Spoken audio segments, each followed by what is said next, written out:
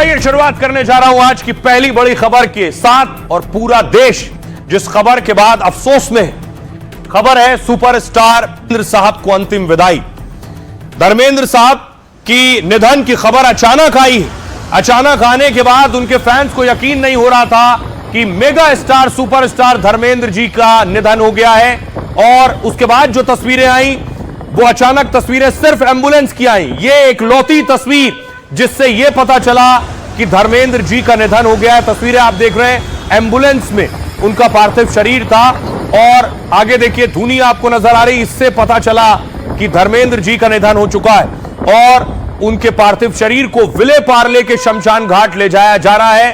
Fans जो अंतिम दर्शन करना चाहते थे, समर्थक जो आखिरी बार उन्हें नमन करना चाहते थे, वो मौका भी उन्हें नहीं मिला। इतना झटपट और अचानक उनका अंतिम संस्कार किया गया।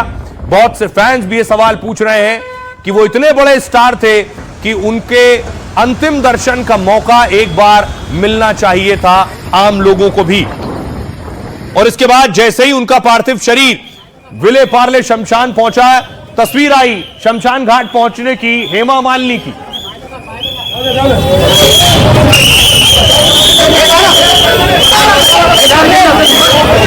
ये तस्वीर आप देख रहे हैं, हेमा मालिनी और ईशा देओल शमशान घाट पहुंचे।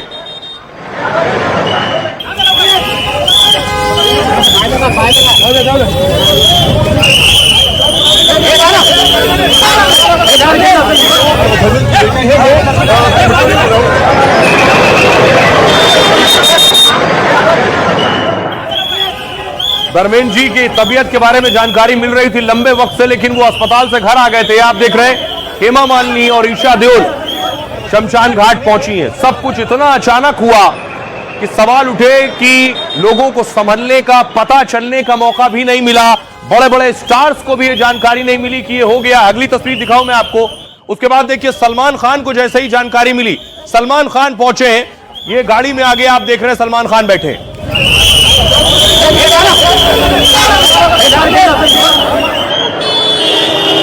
ये सलमान खान विले पार्ले शमशान पहुंचे सलमान के साथ।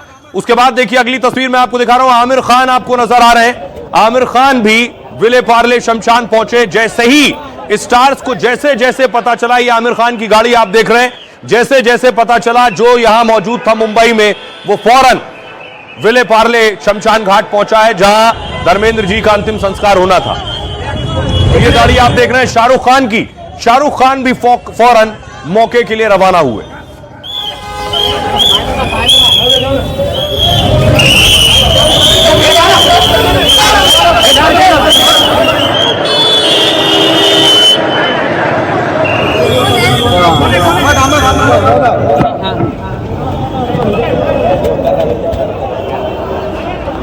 ये तस्वीर आप देख रहे हैं आमिर खान की। आमिर खान, सलमान खान, शाहरुख खान, ये सभी पहुंचे हैं क्योंकि बहुत कम लोगों को पता चल पाया।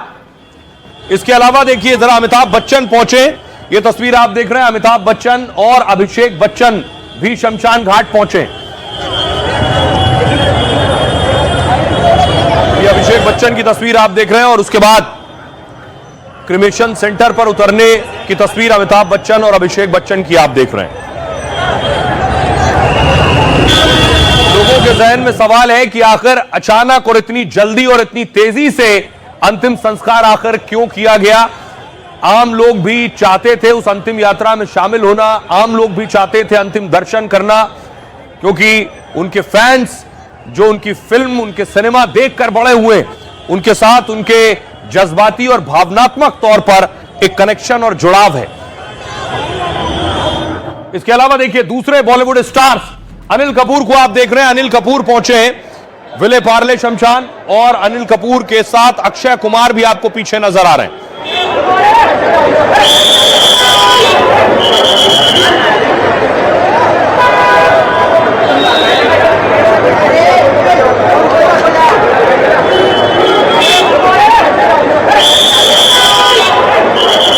और ये आप देख रहे हैं आखिरी में गोविंदा नजर आते हैं गाड़ी से। गोविंदा पहुंचे। आप अनिल कपूर को देख रहे हैं, अनिल कपूर के पीछे अक्षय कुमार हैं।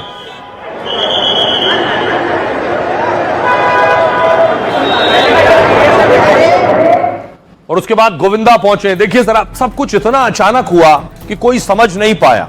जैसे आपने देखा होगा, लता जी का निधन हुआ तो बाकायदा अंतिम विदाई दी गई। इसके अलावा दूसरे सुपरस्टार जब उनका निधन हुआ तो बड़ी विदाई दी गई उन्हें। सब कुछ ऐसा हुआ कि बहुत कम लोगों को पता चला। अमिताभ बच्चन पहुंचे अंतिम संस्कार में, आमिर खान पहुंचे, रणबीर सिंह पहुंचे, दीपिका पहुंची और अक्षय कुमार पहुंचे। ये इस सितारे पहुंच सके। सलमान खान, अभिषेक बच्चन, संजय दत्त, अनिल कपूर और सलमान खान के पिता सलीम खान पहुंचे। लेकिन आखिर क्या हुआ धर्मेंद्र जी को? क्योंकि धर्मेंद्र जी अस्पताल में थे, आईसीयू में थे, फिर स्वस्थ होकर वो अपने घर आ गए थे। 30 साल की उम्र में धर्मेंद्र जी का निधन हुआ। 89 साल के थे। अपने घर पर ही धर्मेंद्र जी ने अंतिम सांस ली। बॉलीवुड के ही मैन धर्मेंद्र का अंतिम संस्कार दोपहर लगभग 2 बजे हुआ। बॉलीवुड के ही मैन धर्मेंद्र का अंतिम संस्कार के वक्त बहुत से सितारे पहुंचे थे। बेटे सनी देओल ने उन्हें खुद मुखाग्नि दी। बॉलीवुड के कई सितारे अंतिम दर्शन में मौजूद थे। उनका अंतिम संस्कार विले पार्ले शमशान भूमि में हुआ। धर्मेंद्र पिछले कुछ दिनों से दरअसल बीमार चल रहे थे। 10 नवंबर को धर्मेंद्र की तबीयत काफी खराब थी। उन्हें वेंटिलेटर पर शिफ्ट किए जाने की भी खबरें आई थी। इसके बाद कई सितारे उन्हें देखने के लिए अस्पताल भी पहुंचे थे। इस दौरान उनके निधन की अफवाह भी फैली थी। बाद में परिवार ने उन खबरों को झूठा बताया है और 12 नवंबर को धर्मेंद्र को अस्पताल से डिस्चार्ज किया गया। इसके बाद से घर पर ही उनका इलाज चल रहा था।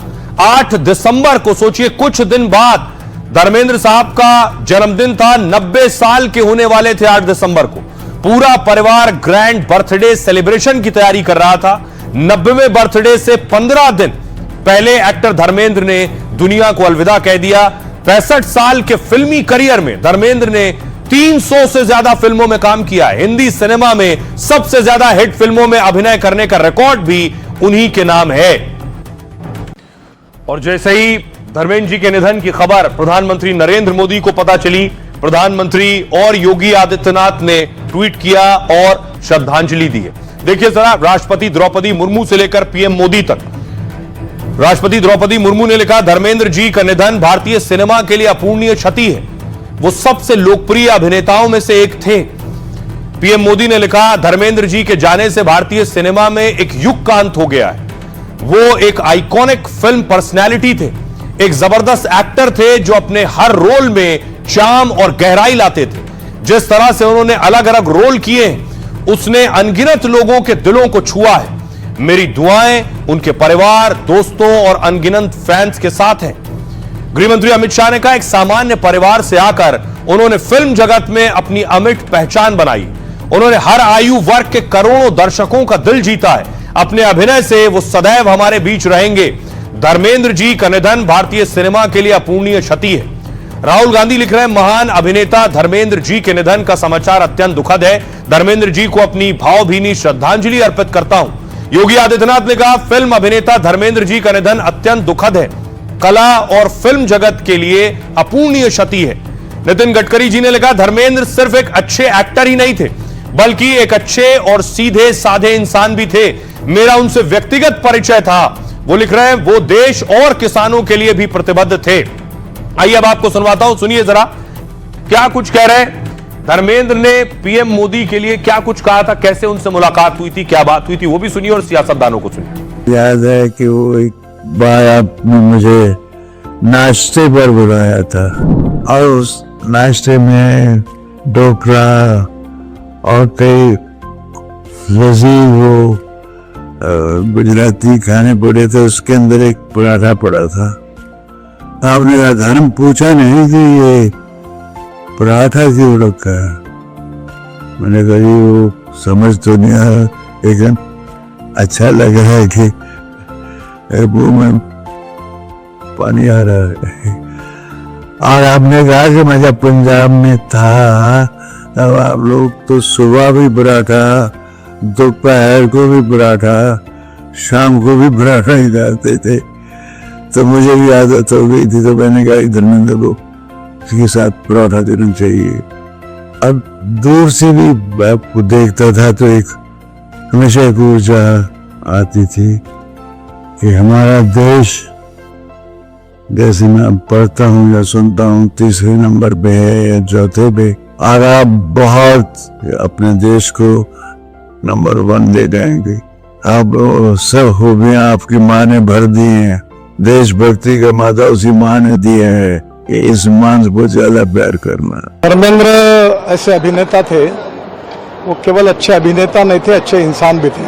बहुत सीधे और भोला उनका स्वभाव था। मेरा उनका बड़ा व्यक्तिगत परिचय था। मेरे पास अक्सर आते थे बहुत बार और बहुत यादें हैं। उनके बेटों के साथ मेरे अच्छे संबंध हैं। उनका जाना निश्चित रूप से एक उम्दे दिल का। जम्मू कश्मीर के वो दोस्त रहे हैं, छुट्टी मनाने के लिए आया करते थे 87-88 से पहले। मुझे बचपन से उनकी पिक्चरों का याद है, चाहे शोले हो, बर्निंग ट्रेन हो, शालीमार हो, किन किन पिक्चरों का हम नाम लें। आज ये खबर सुन के कि वो इस दुनिया में नहीं रहे, बहुत अफसोस हुआ। मैंने उनको आदरांजलि अर्पित की है और एक बहुत बड़ा कलाकार था और उनको मैं आदरांजलि अर्पित करता हूँ। शोले कभी कोई भूल नहीं सकता, जितनी बार देख लो उतना ही आनंद आता है। हमारे घर में कई बार चुपके बार बार देखते हैं, बच्चों को भी पसंद है, कितनी पुरानी फिल्म होने के बावजूद। और उनकी आंखों में जो चमक थी, हर एक के साथ घुल मिल जाते थे, बड़ा स्नेही संबंध रखते थे। मेरे साथ बहुत सी यादें उनकी जुड़ी हुई हैं। मेरे बड़े अच्छे, वैसे तो मेरे फादर फिगर में, लेकिन मेरे साथ दोस्तों के जैसे ही रहते थे। हमने एक दो पिक्चरों में इकट्ठे काम भी किया था। उन पे तो सारी दुनिया को ही दुख होगा, क्योंकि वो एक ऐसी पहचान थे पंजाब की कि जहां भी जाते थे लोग सत श्री अकाल, बोले सोनिहाल और धर्मपा जी के नाम से बुलाते थे। एक अच्छे सादगी व्यक्ति था। मैं सिनेमा एक्टर हूँ, एमपी हूँ, ऐसा कभी उनके मन में नहीं रहते थे। जब भी कौन सा मीटिंग, छोटा हो बड़ा मीटिंग एड्रेस करते थे। हर कार्यकर्ता के साथ सिंपल मिलकर रहते थे। मैं बड़ा व्यक्ति हूँ ऐसा कभी नहीं समझे। ऐसा अच्छे व्यक्ति आज देहांत होना बहुत दुर्भाग्य की बात है। अब सोचिए जरा, बॉलीवुड के लिए, सिनेमा इंडस्ट्री के लिए बहुत बड़ी क्षति है।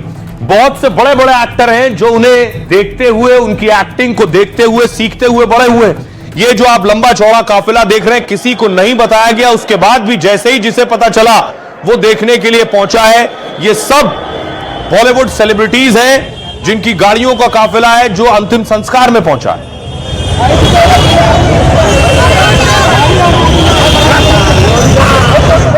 और एक पुरानी तस्वीर सबसे ज्यादा वायरल है, जिसमें धर्मेंद्र जी और अमिताभ बच्चन नजर आ रहे हैं एक दूसरे से मिलते हुए। दोनों में अच्छी दोस्ती थी और दोनों की फिल्म शोले आज भी लोगों के जहन में जिंदा है और ताजा है और हमेशा यादों में रहेगी। और उसी तरह की उतनी ताजगी और नई फिल्म लगेगी उसे जितनी बार भी देखा जाए। जय और वीरू की जोड़ी हमेशा याद की जाएगी।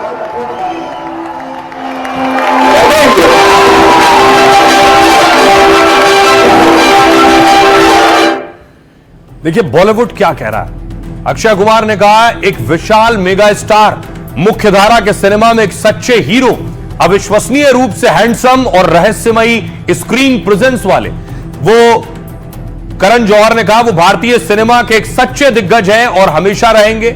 सिनेमा के इतिहास के पन्नों में उनका नाम सदैव चमकता रहेगा। आज हमारी इंडस्ट्री में एक ऐसा खालीपन है जिसे कोई भी कभी भी भर नहीं सकेगा। वो हमेशा के लिए एक और एकमात्र धर्मजी रहेंगे। प्रियंका चोपड़ा ने कहा, साल 2001 में जब मैंने फिल्मों में शुरुआत की थी तो मेरी पहली साइनिंग अमाउंट विजेता फिल्म से मिली थी मुझे। मेरी शुरुआती हिंदी फिल्मों में से एक धर्मेंद्र जी के बैनर तले बनी थी। एक छोटे शहर से बिना गॉडफादर के आए उस शख्स ने इंडस्ट्री में अपनी अमिट पहचान बनाई है।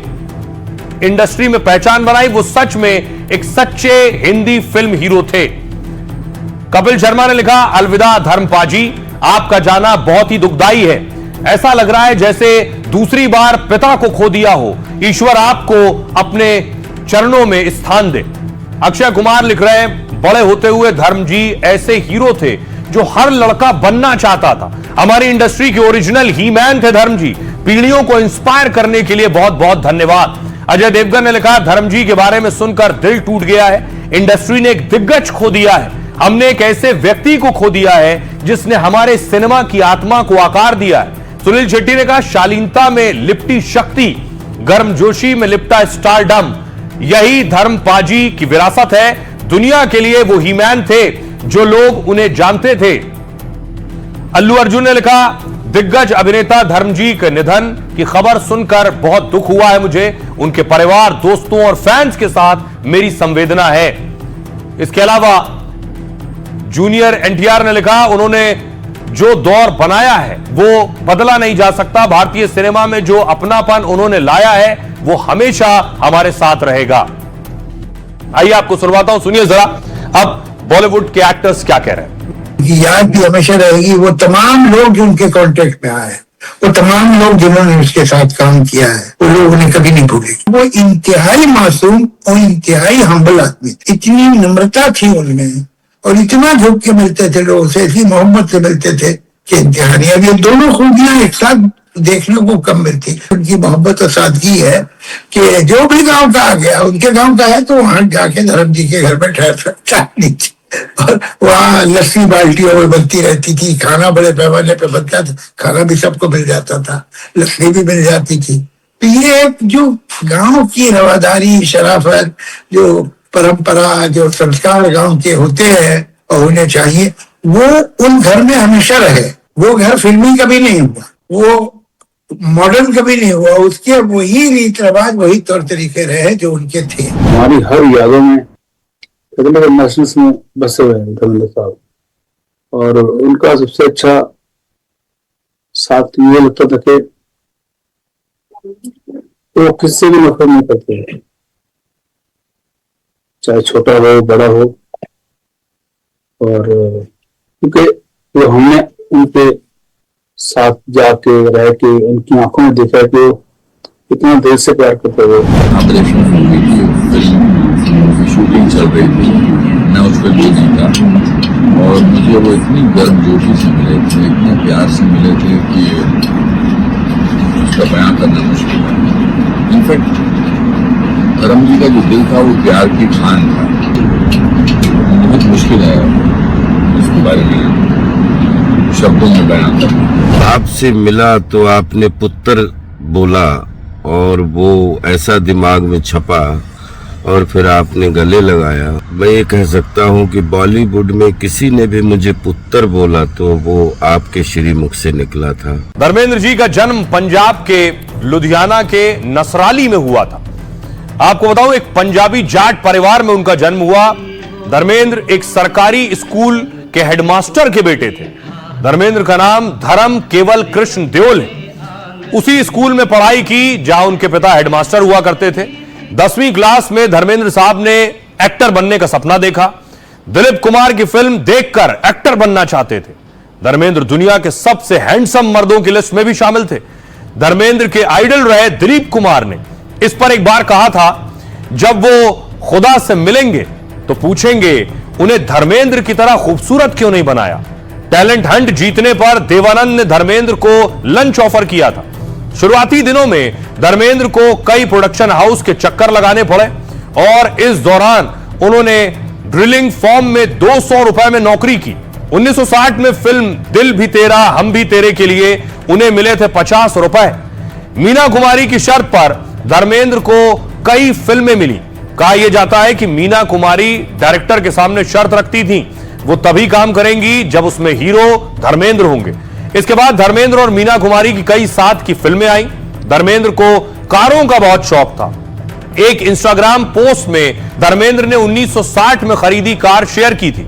धर्मेंद्र ने पहली कार फिएट खरीदी थी, तब इसकी कीमत थी 18,000 रुपए।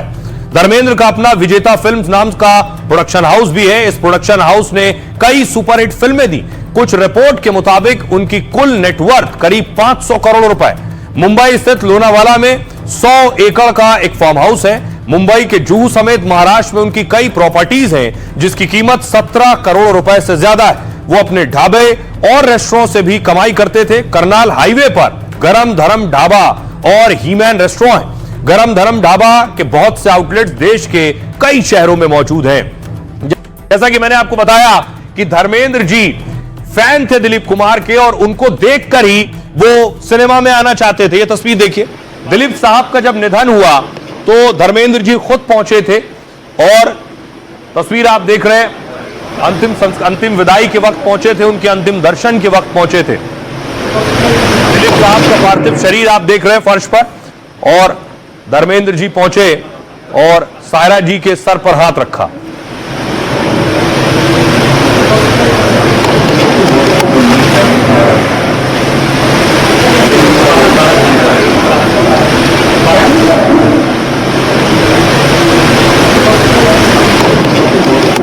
अब आपको बताऊं, धर्मेंद्र जी ने 2 शादियां की थी। ये दोनों तस्वीर जो आप देख रहे हैं, एक शादी प्रकाश जी से की और दूसरी हेमा जी से शादी की।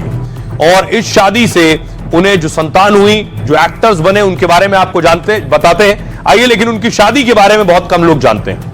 धर्मेंद्र की शादी प्रकाश कौर से हुई और तब धर्मेंद्र ने फिल्मों में एंट्री नहीं की थी। उस वक्त 1954 में जब शादी हुई, धर्मेंद्र सिर्फ 19 साल के थे। इस शादी से सनी देओल, बॉबी देओल, अजीता और विजेता के पिता बने वो। इसके बाद 1965 में धर्मेंद्र और हेमा मालिनी की मुलाकात हुई। दोनों की ये पहली मुलाकात 1965 में हुई शोले ड्रीम गर्ल में। दोनों ने साथ काम किया। एक वक्त ये बॉलीवुड की सबसे हिट जोड़ी हुआ करती थी। 1980 में धर्मेंद्र और हेमा मालिनी की शादी हुई, लेकिन धर्मेंद्र ने पहली पत्नी को तलाक नहीं दिया था। कहा यह जाता है कि धर्मेंद्र जी ने इसके लिए इस्लाम कबूला ताकि पहली पत्नी को तलाक नहीं देना पड़े। हालांकि धर्मेंद्र जी ने खुद इस बात से, इस आरोप से इनकार किया है हमेशा। अब आइए आपको लिए चलता हूं मैं धर्मेंद्र जी के स्कूल, जहां से उन्होंने पढ़ाई की है। तस्वीर आप देख रहे हैं, उस स्कूल की तस्वीर है। पंजाब का स्कूल लुधियाना में उनका जन्म हुआ था। ये यहीं से पढ़ाई लिखाई की है, स्कूल ऑफ एमिनेंस लुधियाना। वो ये उनका रूम है। इस रूम के साथ उनके बहुत सारे पुराने यादें जुड़े। उनके फैंस क्या कह रहे हैं? मुझे तो यकीन ही नहीं हो रहा है कि मतलब वो चले गए साहब। और मैं बहुत उनके इमोशनल मेरा अटैचमेंट था। मैं जब भी आता था वो हम लोग बाहर खड़े रहने के, मेरी मम्मी के साथ में जाने, मम्मी को भी लेके आने के, तो वो अंदर बुला कर एकदम मतलब बहुत ऐसा मेरा ऐसा लगता है मेरे दादा थे वो, मैं दादा ही बोलूँगा उनको। और वो मेरे को रोना आ रहा है कि मैं उनको इतना पसंद कैसे से मैंने उनको देख के बहुत कुछ सीखा हूँ मैंने। आज 24 नवंबर, आज मेरे से कुछ खो गया है, मेरे जीवन से कुछ कोई चला गया है। तो धर्म जी जो थे मेरे जीवन का एक हिस्सा रहे।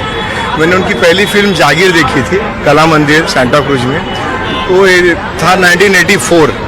वो टाइम है और आज से 41 ईयर्स तक मुझे उनके अलावा कोई पसंद नहीं आया। इस बार मिला उनके घर पे जाकर। मैं खुशनसीब हूँ कि मेरे पास सारे उसके फोटोज हैं। तो इस तरह से फैन से मिला करते थे वो घर पे? थे, उनकी एक भाषा होती थी और वो बोलते थे अरे आओ, ऐसे वो सामने से बोलते थे। पूरा बदन भर आता था कि ऐसे लिखे आदमी से हम लोग मिल रहे हैं। उनका जो शूटिंग चलता था वहाँ मैं पहुँचा हूँ। बहुत बार उन्होंने खाना दिया है, मतलब समोसा वगैरह हमारे लिए बांट। एक जिंदा इंसान थे। उनके जैसा जिंदा दिल इंसान बॉलीवुड में नहीं है और ना ही हैंडसम हीरो है। उसका ये अंत इतना जल्दी सर ये कर दिया, अंतिम संस्कार किया गया। कम से कम पब्लिक को तो जो उनके चाहते हैं, इतने फैन हैं कहाँ से, इंडिया से, मेरे साथ एक राजस्थान से भी आया था, लेकिन इतना जरा हम पब्लिक को दर्शन के लिए रखना चाहिए। आपको उनकी बहुत पिक्चर देखी हमने, शोले, उनका जय वीरू का याराना, बहुत आज हमें बहुत दुख हुआ है यहाँ पर आके, बट आके ना में पर वो हमारे दिलों में हमेशा जिंदा रहेंगे। मेरे पास कोई शब्द नहीं निकल रहा है, मैं क्या बोलूँ। बहुत भावुक है दिल मेरे पास। आज एक बॉलीवुड का सितारा नहीं रहा। एक और बड़ी खबर है, लला की धर्म ध्वजा। कल बड़ा दिन है, पीएम मोदी अयोध्या पहुंचने वाले हैं। उससे पहले देखिए योगी आदित्यनाथ का काफिला अयोध्या पहुंचा है तैयारियों का जायजा लेने के लिए।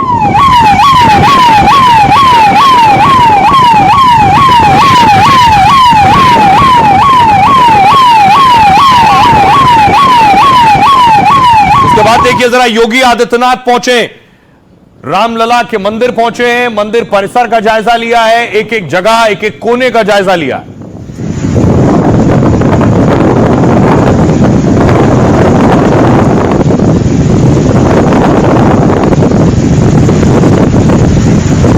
अब देखिए योगी खुद रामलला के दर्शन किए हैं।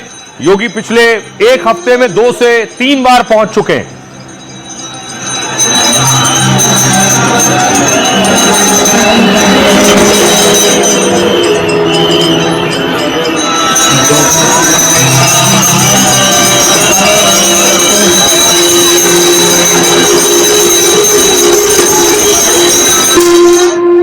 और कल प्रधानमंत्री नरेंद्र मोदी पहुंचेंगे। जैसे आपको याद होगा, प्राण प्रतिष्ठा के वक्त पीएम मोदी और अतिथि मेहमान मौजूद थे, वीवीआईपीज मौजूद थे। इसी तरह पीएम मोदी कल अयोध्या में होंगे, राम ध्वज फहराएंगे और उसके लिए भव्य तैयारियां की गई हैं।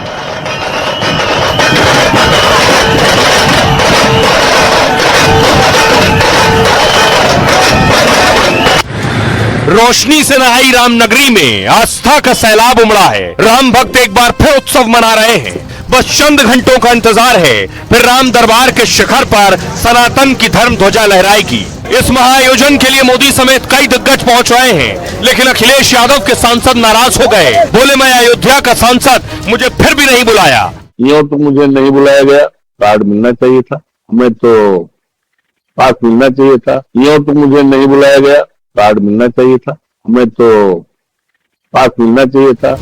शुभ काम में सियासत का काला टीका लग गया है, लेकिन कोई अनहोनी ना हो इसके लिए अयोध्या को अभेद्य किले में तब्दील कर दिया गया है। ब्लैक कमांडोज ने राम मंदिर की घेराबंदी कर ली है। जमीन से लेकर आसमान तक चप्पे चप्पे पर नजर है, ताकि कोई भी साजिश कामयाब ना हो। अब देखिए जरा, बड़ी बड़ी शख्सियत पहुंचने वाली है इस मौके पर। प्रधानमंत्री नरेंद्र मोदी, अमिताभ बच्चन, धोनी और अंबानी पहुंच सकते हैं, लेकिन आज मोहन भागवत पहुंच चुके हैं। अगली तस्वीर में आपको दिखाऊं, खुद ये तस्वीर आप देख रहे हैं। इकबाल अंसारी को निमंत्रण दिया गया है, ये इनविटेशन कार्ड है। इकबाल अंसारी, इनके पिता हाशिम अंसारी, जो इस केस में लंबे वक्त तक जुड़े रहे, उन्हें भी न्योता भेजा गया है इस खास अवसर पर। और आज ही संघ प्रमुख मोहन भागवत पहुंचे, जिन्हें रिसीव किया खुद योगी आदित्यनाथ ने।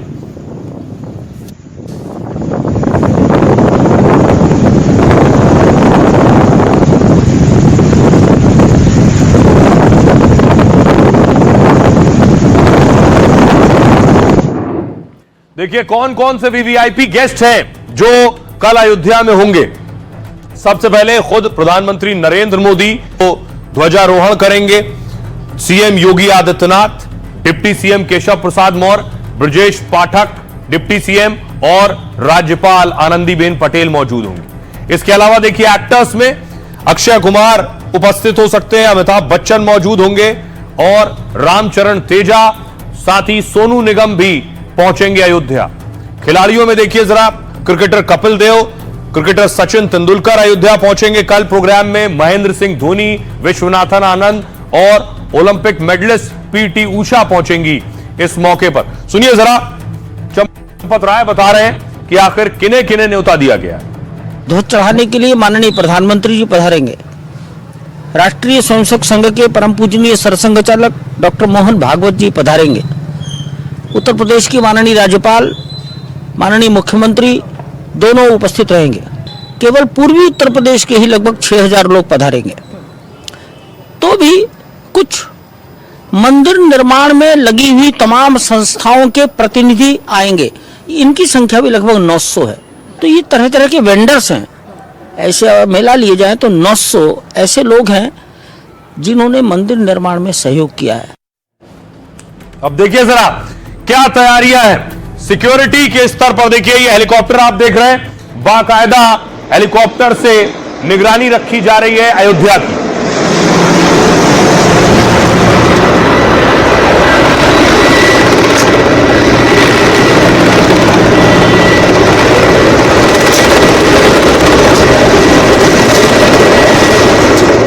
अयोध्या के चप्पे चप्पे पर सुरक्षा कड़ी है। आप देख रहे हैं, परिंदा भी पर नहीं मार सकता है। वीवीआईपी मेहमान आ रहे हैं, बॉर्डर सील किए जा चुके हैं। रैपिड एक्शन फोर्स तैनात है, डॉग स्क्वाड आप देख रहे हैं।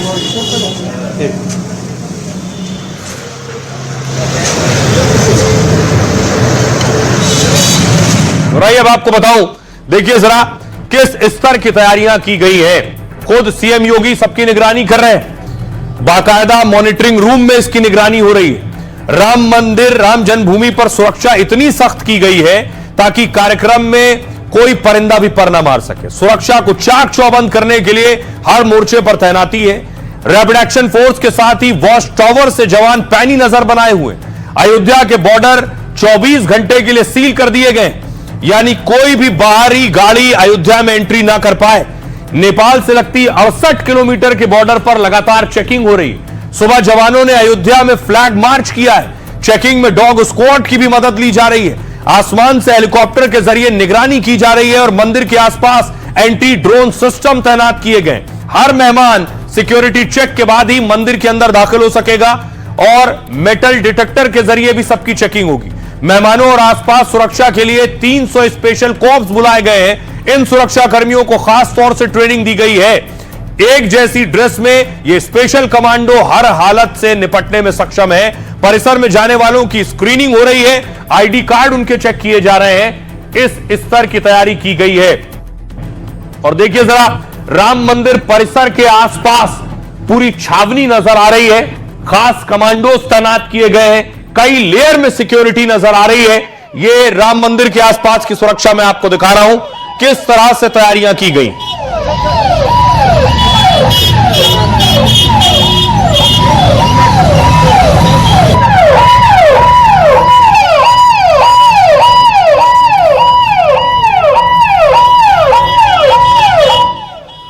अब देखिए जरा, सुरक्षा में सबसे पहले एनएसजी तैनात है। राष्ट्रीय सुरक्षा गार्ड की तैनाती हुई है। एनएसजी के स्पेशल कमांडो राम मंदिर में मुस्तैद रहेंगे। यह भारत के बेहद ट्रेंड कमांडोज का विशेष सुरक्षा बल है और वीवीआईपी सुरक्षा के साथ एनएसजी बड़े ऑपरेशंस को अंजाम देती है। यह आतंकवाद विरोधी अभियान और बंधक छुड़ाने में एक्सपर्ट्स होते हैं। इसके अलावा अयोध्या में एसपीजी यानी स्पेशल प्रोटेक्शन ग्रुप भी तैनात किए गए। सबसे मजबूत और हाईटेक सिक्योरिटी मानी जाती है। भारत के प्रधानमंत्री की सुरक्षा का जिम्मा एसपीजी के पास होता है। राम मंदिर के सबसे करीबी सुरक्षा घेरे में एसपीजी कमांडो होते हैं। एंटी टेररिस्ट स्क्वाड यानी एटीएस को भी बड़ी जिम्मेदारी मिली है। एटीएस के हथियारबंद ब्लैक कमांडोज ने राम मंदिर को घेर लिया है। राम मंदिर में पहले आतंकी हमले की साजिश रची गई थी। ऐसे में आतंकियों से निपटने में एटीएस कमांडो माहिर होते हैं। इसलिए अयोध्या में बड़ी संख्या में एटीएस की तैनाती की गई है। साथ ही सीआरपीएफ और सीआईएसएफ बाहरी सुरक्षा घेरे को संभालने के लिए सीआरपीएफ के जवान होंगे। वीआईपी सिक्योरिटी और आंतरिक सुरक्षा में बड़ा रोल निभाती है सीआरपीएफ, जबकि सीआईएसएफ देश के बड़े संस्थानों की सुरक्षा में तैनात रहती है। साथ ही यूपी पुलिस की यह टुकड़ी सबसे बाहरी घेरे में तैनात होगी, जिसमें पीएसी शामिल है। बड़े आयोजनों में सुरक्षा का जिम्मा एसएसएफ और पीएसी का होता है। मंदिर में महिला एसएसएफ जवानों को भी सुरक्षा में तैनात किया गया है। पूरी अयोध्या छावनी में तब्दील है। अयोध्या वासियों के लिए भी बड़ा दिन है। सुनिए क्या कह रहे हैं। 500 सालों की मेहनत, 5 सालों के संघर्ष और लड़ाई के बाद ये राम ध्वजा हमारे मंदिर के शिखर पर स्थापित होने वाली है। इसका पूरा श्रेय जाता है मोदी जी और योगी जी को कि जब से आए मोदी योगी राज है आया।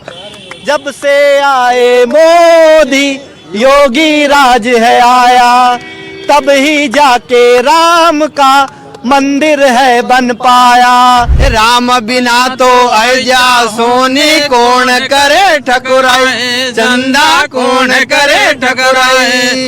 ये राम बिना तो अयोध्या सोने कौन करे ठकुराई, चंदा कौन करे ठकुराई। के दर्शन करेंगे। ध्वजारोहण तक रुकने का पूरा प्लान है। ध्वजारोहण के दिन आप अपने बेटे को अंदर लेकर जाएंगे। बिल्कुल, हमारे प्रधानमंत्री श्री नरेंद्र मोदी जी आएंगे, ध्वजारोहण करेंगे और ये ध्वजारोहण एक सनातनी धर्म को आगे बढ़ाना है, क्योंकि 2024 में जब राम मंदिर का निर्माण हुआ है, हर साल मेरे हिसाब से हर 2 साल में ध्वजारोहण होना जरूरी है। तो ये जीत है पूरे देश की, पूरे सनातन धर्म की। मोदी जी आएंगे, करेंगे, बहुत अच्छा क्षण है। आके बड़ा आनंद आया, बहुत अच्छा लगा। अब देखिए जरा, प्रधानमंत्री नरेंद्र मोदी कल किस वक्त पहुंचेंगे, क्या पीएम मोदी का कार्यक्रम है और प्रधानमंत्री नरेंद्र मोदी करेंगे क्या। ये तस्वीर देखिए, ये आप देख रहे हैं इस तरह से, ये जो आप ध्वज दंड देख रहे हैं, प्रधानमंत्री नरेंद्र मोदी इसे फहराएंगे। इसके लिए बाकायदा रिहर्सल की गई है। पहले कई बार रिहर्सल हुई है। कल पीएम मोदी इसे फहराने पहुंच रहे हैं। देखिए पीएम मोदी का पूरा प्रोग्राम क्या है। तो प्रधानमंत्री नरेंद्र मोदी में करीब 3 घंटे तक रहेंगे। जानकारी के मुताबिक मोदी 11 बजे अयोध्या पहुंच जाएंगे। अयोध्या में पीएम मोदी 7 लेयर की सुरक्षा में रहेंगे। एयरपोर्ट से प्रधानमंत्री मोदी राम मंदिर जाएंगे। पहले वहां रामलला समेत राम दरबार के दर्शन कर आरती करेंगे। इसके बाद देखिए राम मंदिर पर ध्वजारोहण का कार्यक्रम होगा। फिर ये शुभ काम अभिजीत मुहूर्त में 12 से 12:30 बजे के दरमियान होना है। इस दौरान पीएम 191 फीट ऊंचे शिखर पर ध्वजारोहण करेंगे। बटन दबाने के बाद 10 सेकंड में ही ध्वज हवा में फहराने लगेगा और मंदिर में काम करने वाले इंजीनियर श्रमिकों से भी पीएम मोदी मिल सकते हैं। सुनिए जरा क्या कह रहे हैं योगी के दोनों डिप्टी।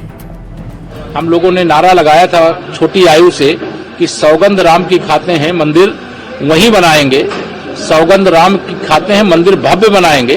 तो जो सौगंध खाई गई थी वह पूरी हो गई और श्री हनुमान जी महाराज की कृपा है और पूज्य संतों का आशीर्वाद है और माननीय प्रधानमंत्री जी का यह विशेष जो प्रण था वह पूरा हो गया है। इसके लिए समस्त राम भक्तों को हार्दिक बधाई। ध्वजा गर्भगृह के सर्वोच्च शिखर पर फहराई जाएगी। पूरी दुनिया सनातन धर्म का चरमोत्कर्ष अपनी आंखों से देखेगी।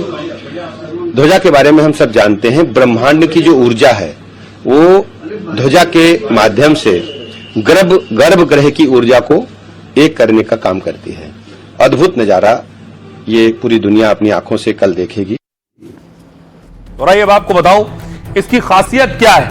ये जो राम ध्वज फहराया जा रहा है इसमें क्या लिखा हुआ है, आप जो देख रहे हैं ये है वो ध्वज। राम मंदिर का जो ध्वज तैयार किया गया इसमें त्रेता युग की झलक है, क्योंकि इस ध्वज में 3 मुख्य प्रतीक हैं, ओम, सूर्य और कोविदार वृक्ष। ओम को सनातन संस्कृति के आध्यात्म से जोड़कर देखा जाता है, वहीं सूर्य इस ओर इशारा करता है कि भगवान राम सूर्यवंशी थे। जिस कोविदार वृक्ष का जिक्र हुआ है वो अयोध्या का राज वृक्ष होता है और इस एक झंडे को बनाने के लिए 4 से 5 कारीगरों ने काम किया है। इस राम ध्वज की लंबाई है 22 फीट और चौड़ाई है 11 फीट। यह ध्वज कपड़े का है लेकिन इसमें 3 लेयर सिल्क साटन भी लगा है। पैराशूट बनाने में भी सिल्क साटन का इस्तेमाल किया जाता है।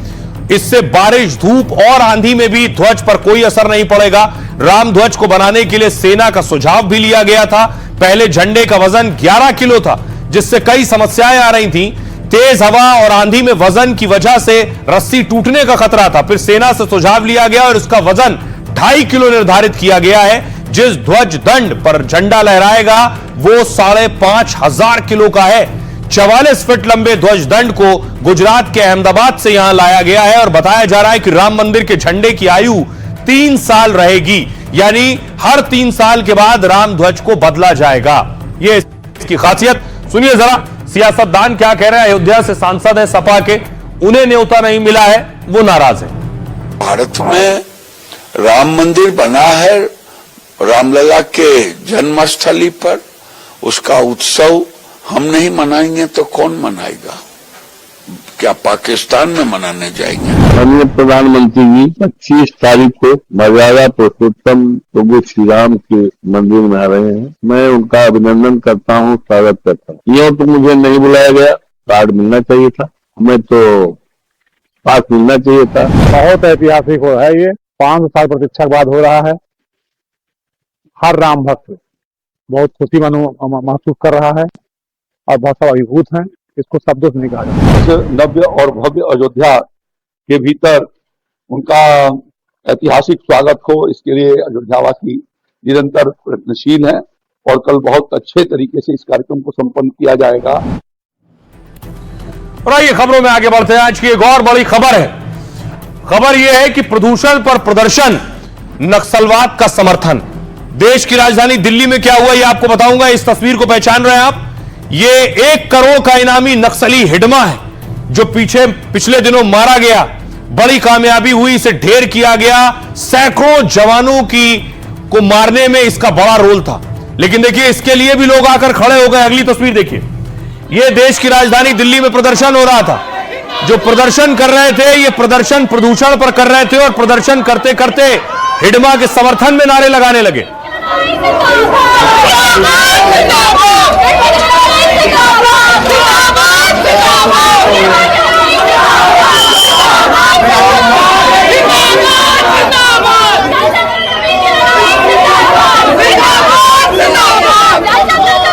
उसके बाद देखिए जरा, वहीं धरना देना शुरू कर दिया, बैठ गए सड़क पर, नारेबाजी करने लगे और हिडमा के पोस्टर हाथ में लिए हुए। नक्सली, 1 करोड़ का इनामी नक्सली जो ढेर किया गया उसके पोस्टर लेकर प्रदर्शन कर रहे थे।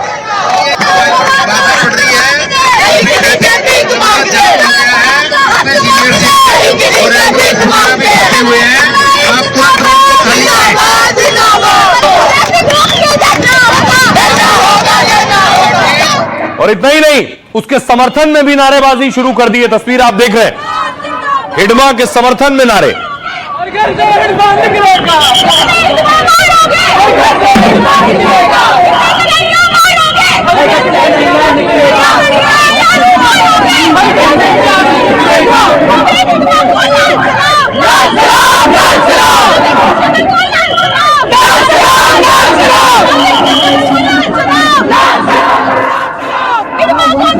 अगली तस्वीर देखिए जरा। उसके बाद पुलिस आई समझाने के लिए। युवा थे, पढ़ रहे थे, पढ़ने लिखने वाले छात्र हैं, तो पुलिस से बहस शुरू कर दी।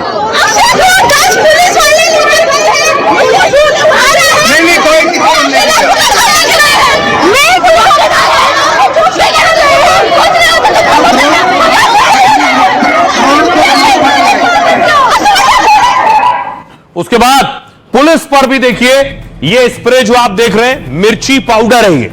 ये स्प्रे लेकर आए थे, पुलिस पर स्प्रे किया है, मिर्ची पाउडर का छिड़काव किया है, जिससे पुलिस पहुंचे, लेकिन इनकी गिरफ्तारी हुई। अगली तस्वीर मैं आपको दिखाऊं। आज इन सबको कोर्ट में पेश किया गया है। 20 से ज्यादा छात्र बताए जा रहे हैं।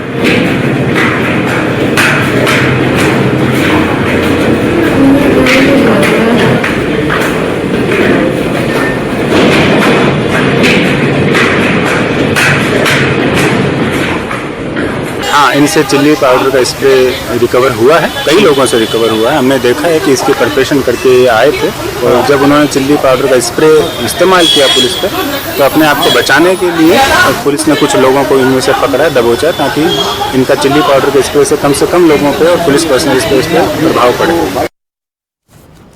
अब आपको दिखाऊं, जिस हिडमा के समर्थन में ये नारेबाजी कर रहे थे, जिस हिडमा को हीरो बना रहे थे, वो हिडमा कौन है, कितने जवानों की देश में उसने जान ली है। ये तस्वीर जो मैं आपको दिखा रहा हूं, ये तस्वीरें हैं जब 2010 में हमले के बाद सीआरपीएफ के हथियार आप देख रहे हैं, नक्सलियों के सरेंडर की तस्वीरें आप देख रहे हैं। 342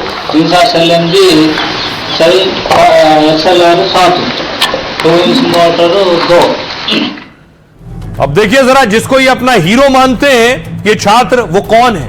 263 जवानों का गुनहगार है। टॉप नक्सली कमांडर हिडमा का नाम संतोष था। उसे नक्सलियों की कमेटी ने ही हिडमा नाम दिया था। हिडमा 1996 में नक्सल संगठन में शामिल हुआ था। माओवादियों की सबसे घातक स्ट्राइक यूनिट का सदस्य था।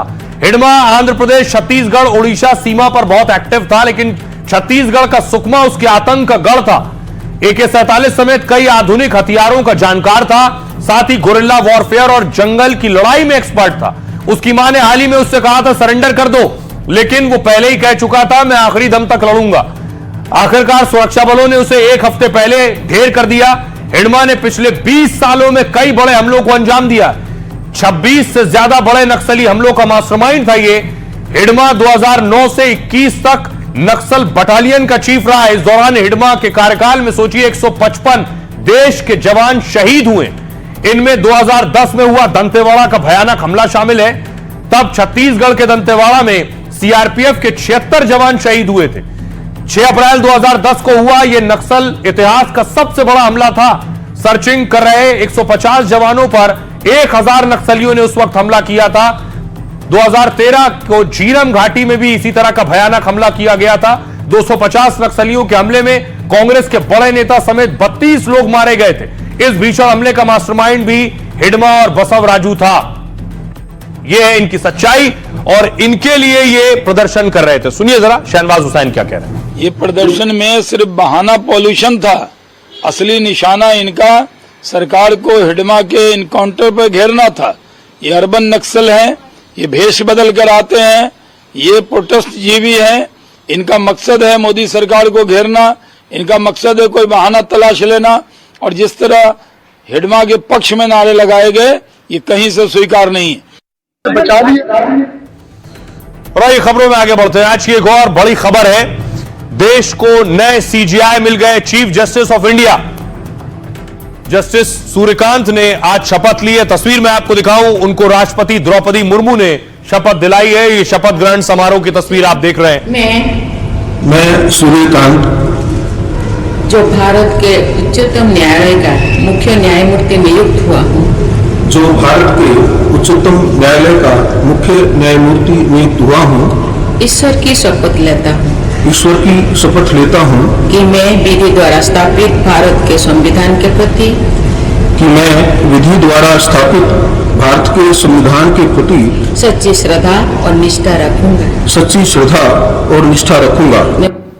और उसके बाद देखिए, शपथ ग्रहण समारोह खत्म होने के बाद उन्होंने हस्ताक्षर किए और आधिकारिक रूप से पदभार संभाला।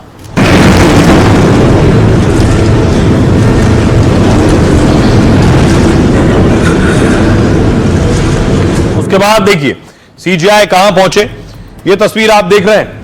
परिवार के लोगों के पास पहुंचे हैं और उन्होंने पांव छुए।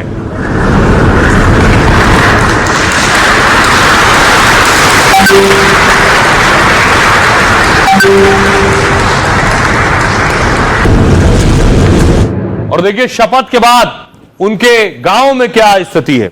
लोगों में खुशी है कि गांव का बेटा देश का चीफ जस्टिस बन गया।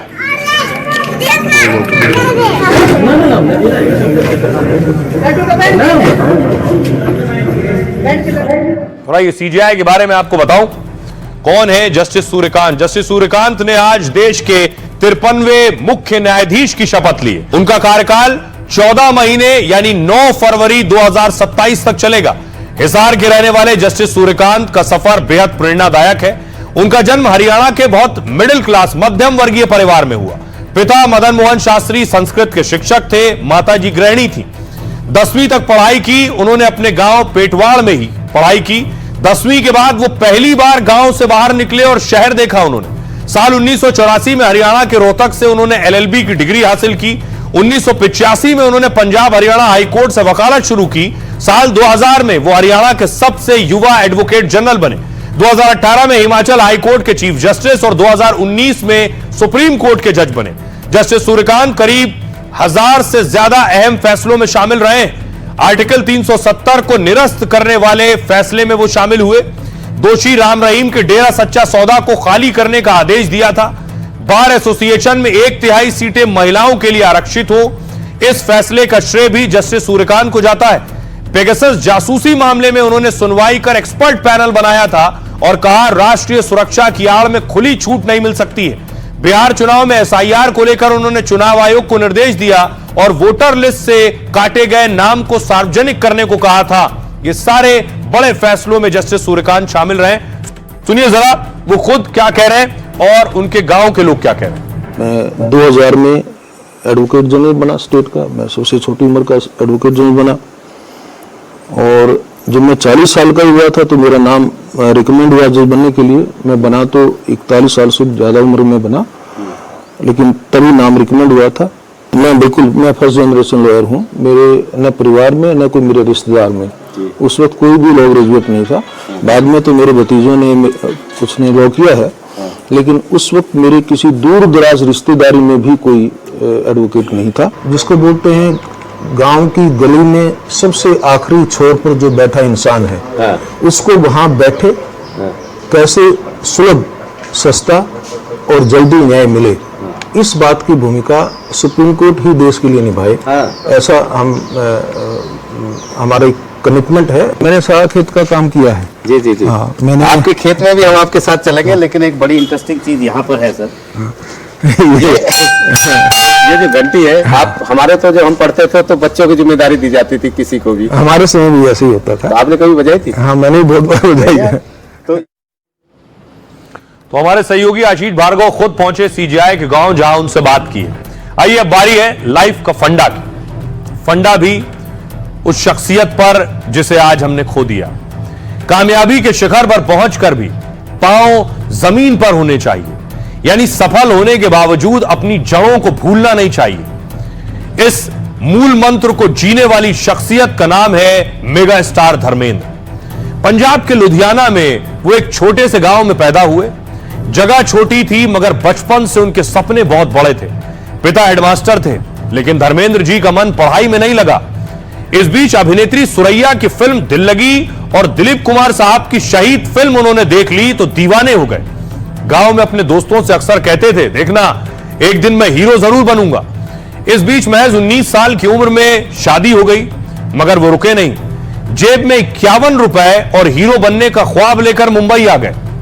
गांव की मिट्टी से निकलकर सपनों की दुनिया तक उनका यह सफर किसी फिल्मी कहानी से कम नहीं है। माया नगरी में ना रहने का ठिकाना था और ना ही उनके पास कोई सहारा।